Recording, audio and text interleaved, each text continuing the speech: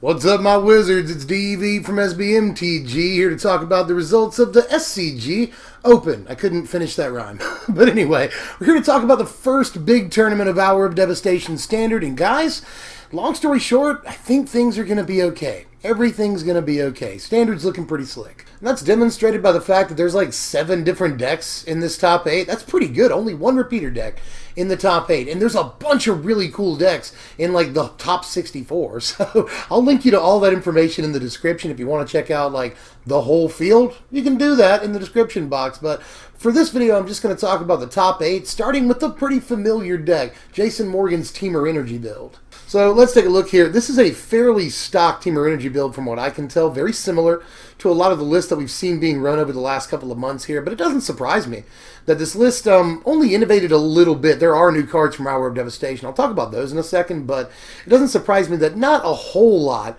was changed in these Temur Energy lists because it's been a really consistent deck for the time that it's been in Standard. You know, it functions well at nearly all points of the game. It curves out really well. The curve is very real in this deck, going from like Bristling Hydra on turn 3 from Servant of the Conduit sometimes into a Glorybringer on turn 4 is just like, that is very hard for a lot of decks to deal with. But there was some new stuff in this deck from Hour of Devastation, so let's take a look at those, notably Abrade, which you will notice in a few different decks in this top 8.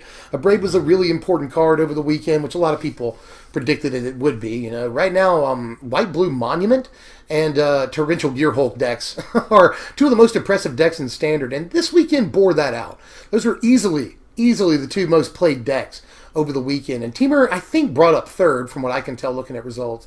But those, you know, Monument and Torrential Gearhulk are two very important cards and decks in this Standard, and Abrade takes care of both of them. You know, Harness Lightning used to be able to take care of Torrential Gearhulks, but you have to build up energy all game.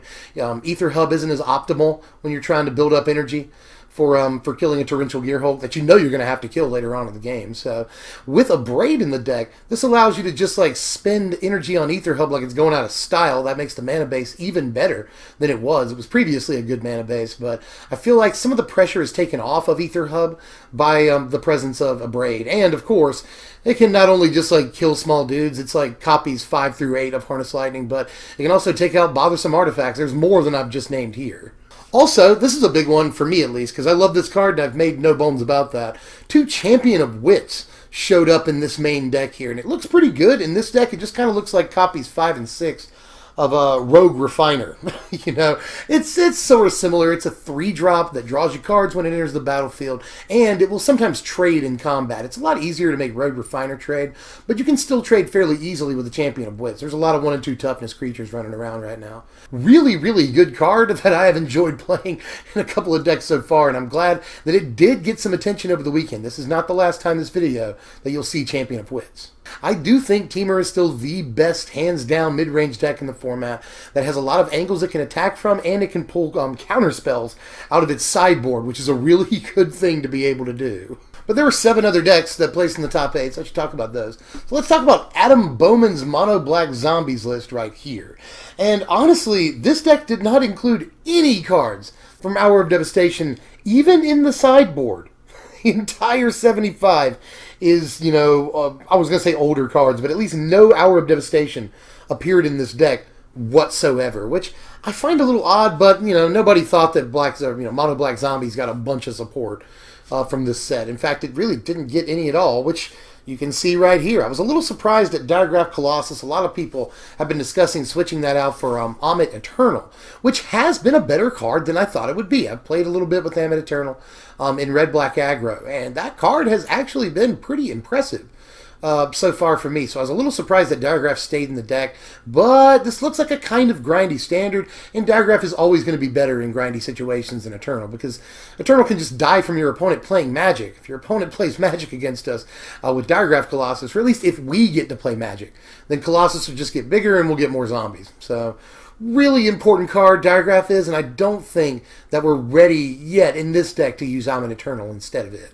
If I have one thing that I do want to say about Mono Black Zombies before I move on, though, a lot of people said that it was done after seeing a few cards from Hour of Devastation, notably the card Hour of Devastation, you know. A mid-range sweeper is exactly what Zombies doesn't want to see. It already hated Sweltering Suns, so having another crazy red sweeper in the format didn't look very good for this deck, but this proves that it can still finish because it's still a really powerful deck. And again, if you want grindy, you've got it. And if you want aggro, you've got it. There's sort of a trend in this top 8, you may notice, and I'll go ahead and mention it here, is that right now in the format, aggro decks not only can get fast starts against you, but they can grind out the game too. That's dangerous. Well, let's look at 6th place now. This is Jonathan Job. I just like his name. Jonathan Job registered mono red aggro today and came in 6th. Not bad at all. So let's take a look at this list because I'm pretty excited about it. You guys know I like mono red aggro. So here it is right here.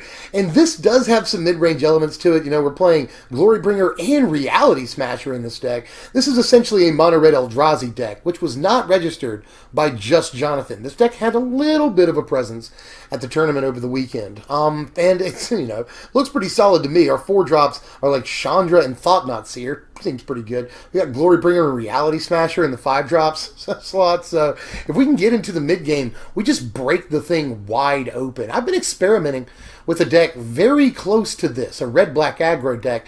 And again, red-black aggro, by the way, got registered twice today as well.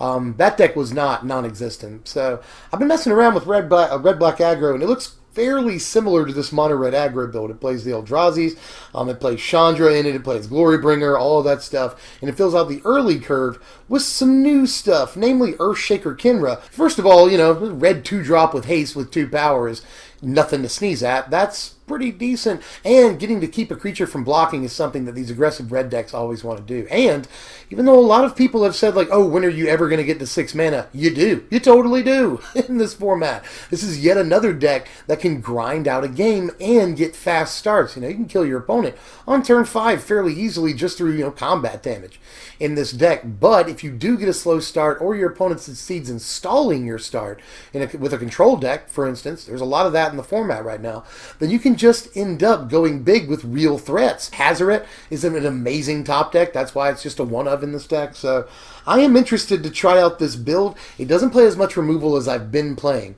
in the main deck of my aggro build. But if, you know, we want to play creatures, that's what aggro does. So I don't fault Jonathan for doing what he did here, and obviously it worked out for him.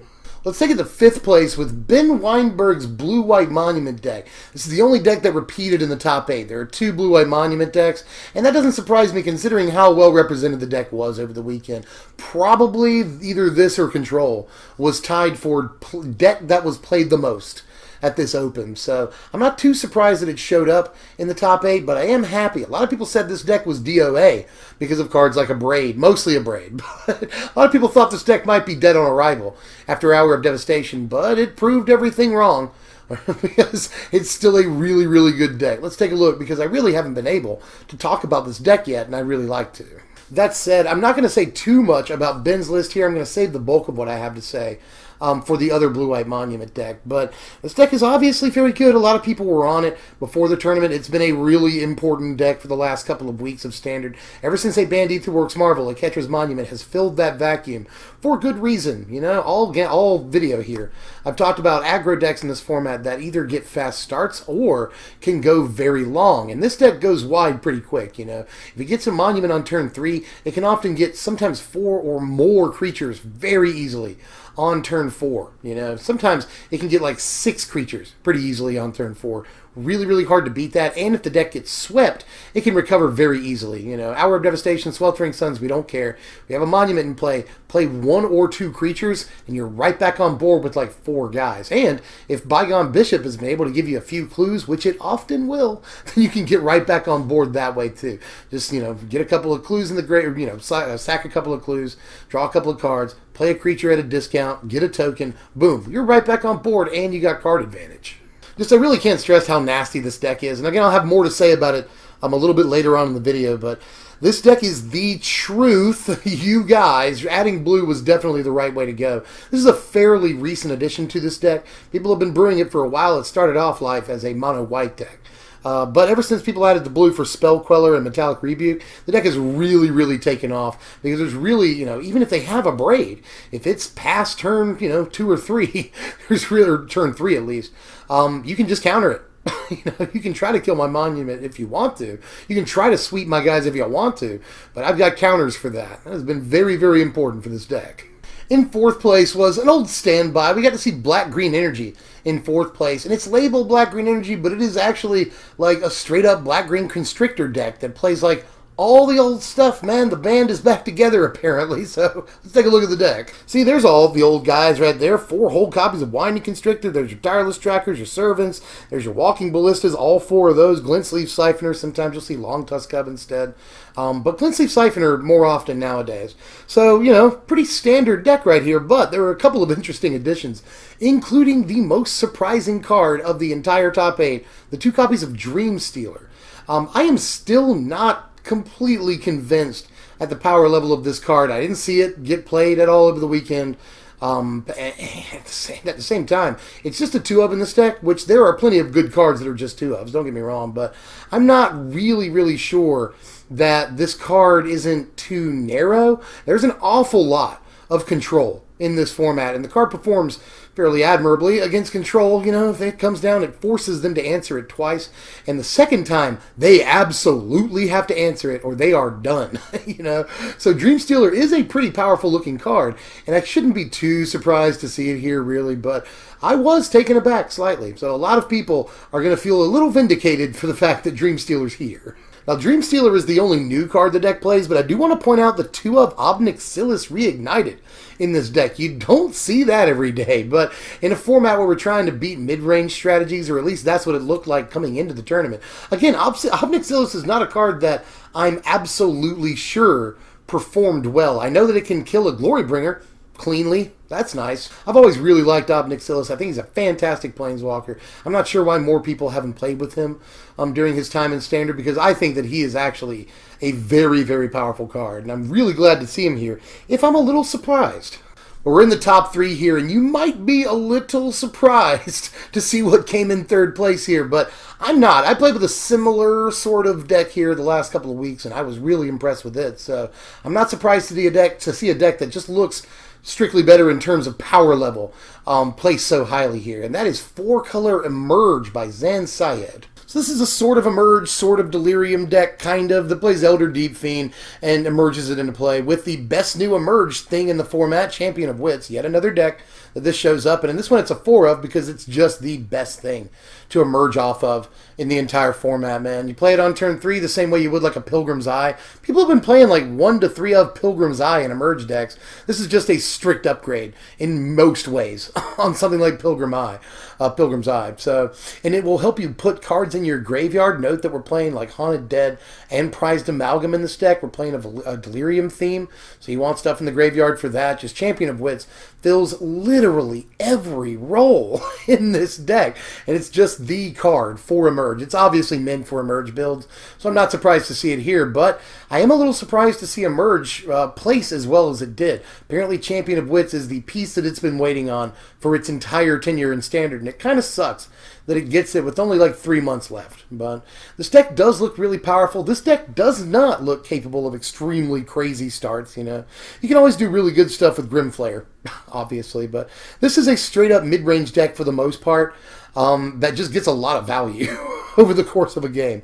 And being able to bring back Haunted Dead over and over, Prized Amalgam over and over, getting your Elder Deep Fiend and tapping everything down, Champion of Wits is card advantage if you can get those 4 cards off of it, and it's just really good filtering in the mid-game. It'll trade, block for you, all that. Another notable card from Hour of Devastation that's in this deck is Strategic Planning, and this is pretty much as good as we expected it to be in builds like this. Things that are trying to dump stuff in the graveyard for Delirium, or trying to put like zombies in the graveyard like this deck is also doing.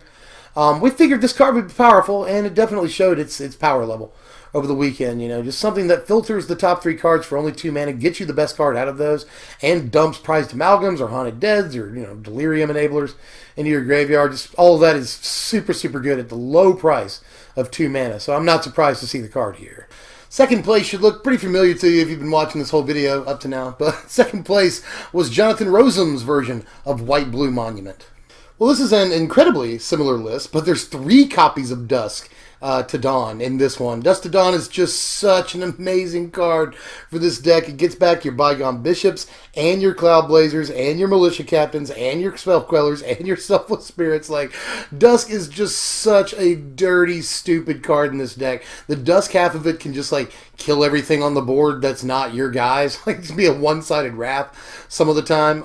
And if you have creatures you do want to save, for whatever reason, you just sack a Selfless Spirit. That's totally fine if you need to, but you will often not need to. And then Dawn is especially dirty. Like, putting a Spell Queller back into your hand, or 2 even, with the Dawn, is one of the most disgusting things that you can do in Standard, you know. Even Thraben Inspector is great to come back to your hand. Cloud Blazer is crazy. You know, it gets Bygone Bishop back too. Like, just Dawn is absolutely gross. It's gross in this deck. And I'm not surprised to see 3 copies. It's just, it is that card in this deck, you guys. It does everything. You can tell by this list, the deck has been optimized, definitely. Getting that Cloud Blazer on turn 4 after a Monument can be really, really nice, or sometimes you can just go like Bygone Bishop, Militia Captain, Selfless Spirit, and suddenly you just got like 6 guys. But bottom line, y'all, I think Monument is here to stay. A lot of people were saying that it was done with Hour of Devastation, but it sure as heck doesn't look like it. The deck is still very much a presence, and will probably continue to be, because I do believe that it is the absolute best aggro deck in the entire format, hands down. But when the smoke settled and the dust cleared, there was only one deck remaining to take that first place slot today, and that was Michael Hamilton's 4-color control. We're back to 4CC. Remember the days of like Toast and stuff like that? We are playing 4-color control in Standard again, and it actually looks pretty awesome to me, but it might look like a mess to other players. Let's take a look. Just look at this monstrosity. 8 1-ofs and 9 2-ofs in this control deck. If I were to post this deck as a deck tech, I would get so many people in the comments like, nah man, it's too many 1-ofs, too many 2-ofs, what are you doing, you're a crazy man. But, to be honest, I think that Michael Hamilton right here might just be a madman, might be a brilliant genius.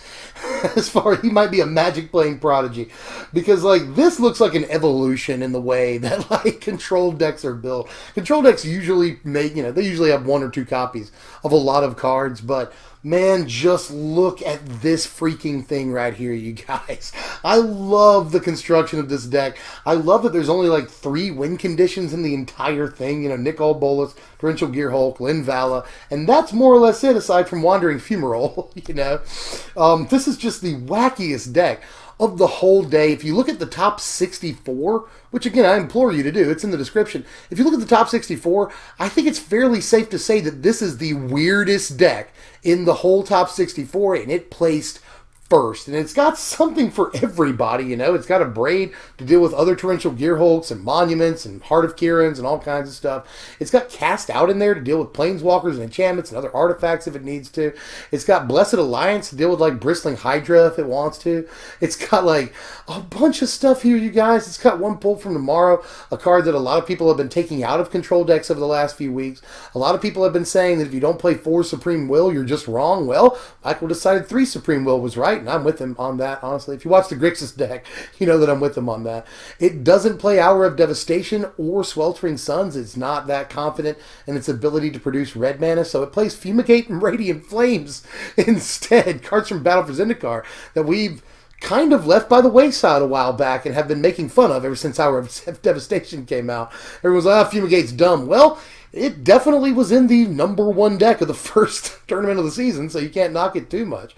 These Planeswalkers, man, Dovin Bond is in the deck. And Dovin Bond came down and did work in the finals. So you can't make fun of him either, man. It's got Nahiri in there for basically just like card filtering, but can also just like kill stuff. That's fine. You know, you're never going to ultimate for the most part. You can. To get a Torrential or something like that, but you'll get a Linvala to keep yourself in the game, but you'll almost never ultimate her, you know. I think she got up to like 12 in the finals match. Like, this is just the weirdest deck ever, and I absolutely love that about it. But long story short, man, this just looks like a clinic in how to build control. We have all been like, how do you build Grixis control? How do you build blue-red control? Is Jeskai control a thing in this format? And just like if you check spikes all the time, or if you consume Magic content written by, you know, pro Magic players, and people that, write for Star City or write for TCG Player or write for Channel Fireball, a lot of people have been on How to Perfect Control, and Michael Hamilton just came in today, kicked in the door, and showed us how to build a control deck. This thing just looks incredible to me, you guys. But I think I'm done gushing about that deck. Seriously, I am very excited about this deck, Just love that it plays like a bunch of 1-ofs and a bunch of 2-ofs. Like, it plays a fair amount of card filtering so that it can get to all those 1 and 2-ofs, but it still looks like a deck that a lot of players would take one look at and be like, no, that's not going to work. What a clunk fest. But no, apparently the deck works well enough to get you first place at an SCG Open that everyone has been practicing super hard for. Now, before I finish up here, there are a couple of more takeaways from this tournament. First of all, Mardu vehicle's not in the top 8, but it did show up. It was fairly well represented too. There were a good amount of Mardu decks at this tournament, but it did finish 11th, 12th, and 18th, and then you'll have to go into like the top 40, up to like, I think it was like 54. Between 40 and 54, there's like 3 or 4 Mardu decks there too. So Mardu isn't completely dead, and it did finish 11th, 12th, and 18th, which are respectable. Those are respectable finishes, so I wouldn't count it out, but I think it is a story that it didn't show up in the top 8 at all. Another story, at least to me, was Green-Red Ramp. It had an awful lot of hype, a lot of steam going into this tournament, but you'd have to get to 27th place before you encounter your first Green-Red Ramp deck. And I think it's just back to the drawing board. I think the deck does have a lot of potential in this standard, but at the same time, aggro decks can sometimes just like win the race against you. Sometimes they don't care if you get an Ulamog, they can still kill you. And like I've said, a lot of aggro decks in this format are really resilient and can grind up to like turn 10 or 12. So ramp decks aren't as well equipped to deal with aggro as they can sometimes be. Aggro is always trying to race ramp, but aggro just has a lot of tools that ramp can't necessarily deal with. So I think that ramp has potential. I think there's still a way to do it. Just play all 4 Kozilek's return, play a bunch of Hour of Devastation. You're going to have to play sweepers to make ramp work, and you're going to have to open up room for that. But I think it is a story that a deck that a lot of people had faith in didn't finish quite as well as people thought it would, but one more time, I think the deck can still be a deck. But that's all she wrote. I'm tapped out for this one, you guys. Let me know how you felt about this top 8 and the SCG Classic. I'll leave a link to that top 8 list too. And, just look at the entire top 64. How do you feel like this format is shaken out? I was talking to a colleague, we'll say, earlier, and he was like, I can't wait to see like how people tear this apart on Reddit. People are going to have to find fault with it somehow. And it's kind of tough to do that, but they'll figure it out. Some Redditors will, that's just that's the way of the world. It's going to be that way. And he's probably right. People are going to find a way not to like this, but in my eyes, and I think a lot of players' eyes, this is exactly what we've wanted for a while now. Most of the oppressive strategies are now gone out of Standard. Don't have to worry about those. We can go back to playing Magic again. And I like that a lot of people called mid-range in this format, but we ended up with all these aggro/mid-range strategies. A lot of really cool decks running around and potential for even more. So please don't hate this Standard. I know some people might, but, don't. Try not to. Because this is, I think, the best that Standard has been in a long time, you guys. And I'm serious, man. I think that this is better than Khan Standard or like Dragons of Tarkir Standard. This is probably the best Standard since like sometime during Return to Ravnica, because I wasn't a big fan of Theros Standard either. So this is a really good looking Standard to me, and I hope you guys like it too. But I understand that there will be people that don't like it, and I'm actually interested to hear what your comments are. If you don't like the way Standard's shaping up, I want to hear your justification for it, because there probably is some kind of justification for it, I will say this Standard is looking kind of budget, like we saw the mono-red Eldrazi deck. The blue-white Monument deck is actually not that expensive to put together, and it's the only deck that doubled up in this top 8, so like it's the days of like $500 decks like you have to compete to, you have to buy those to compete, are, at least for the time being, gone. Now, control decks are pretty pricey, don't get me wrong, but like Black-Green Energy and a lot of these other aggro decks that we saw today, not too pricey, so I'm excited about that. But if you don't like this Standard, I want to hear from you. That doesn't mean we have to like fight about it. We can have a meaningful discussion in the comments section. It's not hard, and this is shaping up to, I hope, be one of the least divisive Standards in a while. We've been a divided community in a lot of ways for the last like year or so here. And I hope that a standard like this helps bring the community back a little bit. You know, my wife and I, speaking of, got to watch a Goofy movie for like the 5 millionth time in our respective lives the other night. And that means that I saw Powerline, and that gave me a chance to hear Eye to Eye, which is like one of the best songs from a Disney movie ever. And that means that I got to absorb some wise words that not only divided Magic players would do well to hear, but people the whole country over. The country's divided right now. But all you have to remember is that if we listen to each other's hearts, we'll find we're never too far apart. And maybe love is the reason why, for the first time, we're seeing it eye to eye. Thanks for watching, my wizards.